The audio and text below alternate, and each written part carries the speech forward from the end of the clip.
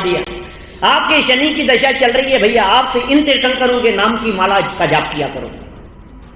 कौन से तीर्थंकर की माला का जाप करें? मुनि सुव्रतनाथ भगवान, शनि वालों के लिए मुनि सुव्रतनाथ भगवान है, इनके लिए ये भगवान है। गजब हो गया भैया, क्या हो गया है ये, भगवान को बांट करके रख दिया है। भैया सुनो क्या कह रहे हैं यहाँ कह रहे हैं आपके जो ये कार्य हो रहे हैं, इन कार्यों को करने वाला कौन है?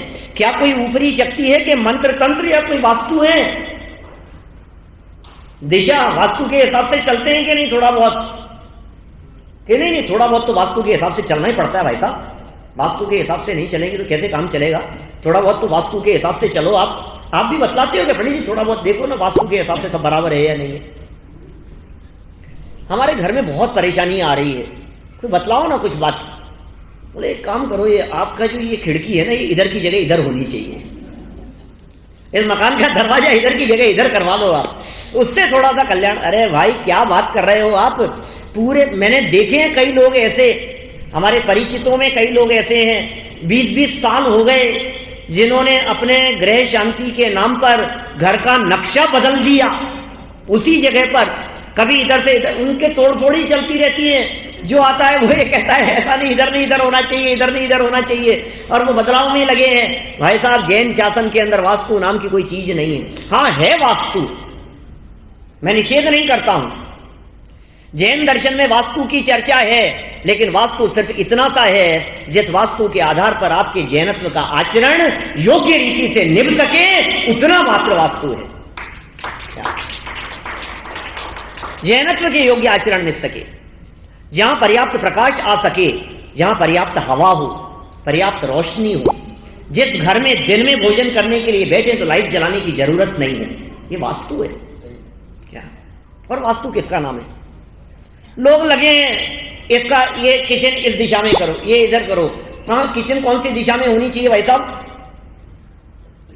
मतलब साउथ ईस्ट में होनी चाहिए। साउथ ईस्ट में होनी चाहिए ना? क्यों होनी चाहिए साउथ ईस्ट में? शुद्धात्मा जी साउथ ईस्ट में क्यों होनी चाहिए?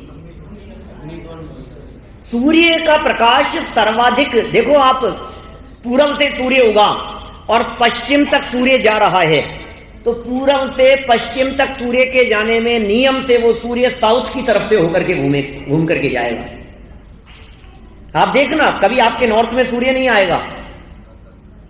आपने कभी जहां आप खड़े हैं उससे नॉर्थ साइड में सूर्य को देखा ही नहीं होगा।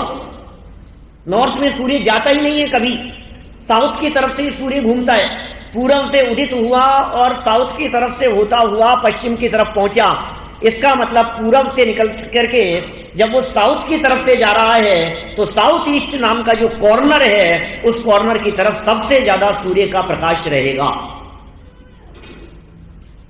आप जानते हैं ये वास्तु वाले ऐसा कहते हैं कि खिड़कियां बाहर खुलनी चाहिए, दरवाजे अंदर। क्यों? खिड़कियां बाहर, दरवाजे अंदर, ऐसा क्यों भाई साहब? क्यों नहीं? खिड़कियां यदि अंदर खुलेगी ना तो अंदर आपके घर की जगह को रोकेगी, आप टकराओगे बार बार में खिड़कियों से। खिड़कियां बाहर की तरफ खुलनी चाहिए, तो फिर दरवाजा भी बाहर खुले तो बोले नहीं, बाहर की तरफ दरवाजा खुलेगा तो गड़बड़ हो जाएगी। किसी ने आकर के बाहर से बेल बजाई और आपने दरवाजा खोला उसको तो धम गिरेगा, और आपने दरवाजा खोल करके क्या किया? उसका स्वागत किया। अंदर की तरफ दरवाजा खुलता है, इट मीन्स उसका स्वागत किया जा रहा है, उसको अंदर की तरफ आकर्षित किया जा रहा है, बुलाया जा रहा है। यही वास्तु है और वास्तु कुछ नहीं है। वास्तु माने जैन दर्शन के अनुसार जीवन जीने की एक स्टाइल, एक शैली, उसी का नाम वास्तु है। इस वास्तु का प्रभाव कुछ नहीं है। क्या हाँ क्या वास्तु? वास्तु सारे वास्तु के चक्कर में मैं कहता हूं सारा वास्तु पैसे वालों के लिए है क्या? गरीबों के लिए वास्तु नहीं है। गरीबों झोपड़ी वालों को कोई व्यक्ति जाकर के बात नहीं कहता है कि इनको वास्तु बतलाओ। भैया तुम्हारी झोपड़ी है ना, इसका मुंह इधर की जगह इधर कर लो, बहुत खूब पैसा आएगा। कभी नहीं। क्यों? कौन करे उन वास्तु की चर्चा? कौन करे भाई साहब? देखो भैया क्या बात करें, कोई ऊपरी शक्ति, कोई मंत्र तंत्र वास्तु ऐसे दिखाई देते हैं क्या? बोले कुछ नहीं दिखाई देते हैं। यदि ये सब होंगे तो फिर अपने कर्मों का क्या होगा? एक जवाब है, अंतिम जवाब। जनवाणी माँ ये जवाब दे रही है, यदि इन सब चक्करों में आप उलझ गए, यदि ईश्वर ने कुछ काम किया तो फिर तुम्हारे किए गए कर्म का फल क्या होगा, इसके बारे में विचार करना। ये जनवाणी माँ एक जवाब दे रही है। क्या जवाब दे रही है? कि सबके अपने अपने कर्म हैं। जनवाणी माँ का जवाब है ये, सबके अपने अपने कर्म हैं भाई साहब, और सबको अपने अपने कर्मों का फल मिलता ही है। यदि भाई साहब इस जन्म में अपने कर्मों का फल नहीं मिले तो 14 ब्रह्मांड के शून्य हो जाने का प्रसंग आए। बहन श्री का वचनामृत है ऐसा। क्या कह रहे हैं? 14 ब्रह्मांड शून्य हो जाएगा। आप क्या बात कर रहे हो?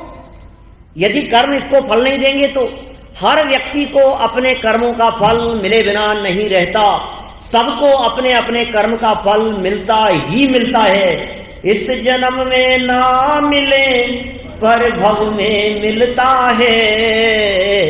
अपने पुण्य और पाप का फल सबको मिलता है। सबको मिलेगा अपने अपने कर्मों का फल। देखिए यहां लिखा है 3 तरह के कर्म लिखे हैं यहां। एक को कहा द्रव्य कर्म, एक को कहा भाव कर्म, और एक को कहा नौ कर्म। क्या है ये द्रव्य कर्म, भाव कर्म और नौ कर्म? जानते हैं आप लोग? द्रव्य कर्म क्या है, भाव कर्म क्या है और नौ कर्म क्या है?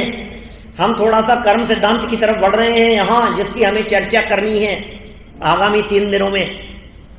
माने 3 दिनों तक हम कुछ कर्मों को समझने की चेष्टा करेंगे। आखिर ये कर्म क्या है? अमित भाई क्या है ये कर्म? देखो, द्रव्य कर्म, भाव कर्म और नौ कर्म को बहुत संक्षेप में अपनी भाषा में समझाने के लिए 2 लाइनें नीचे दी है। क्या है?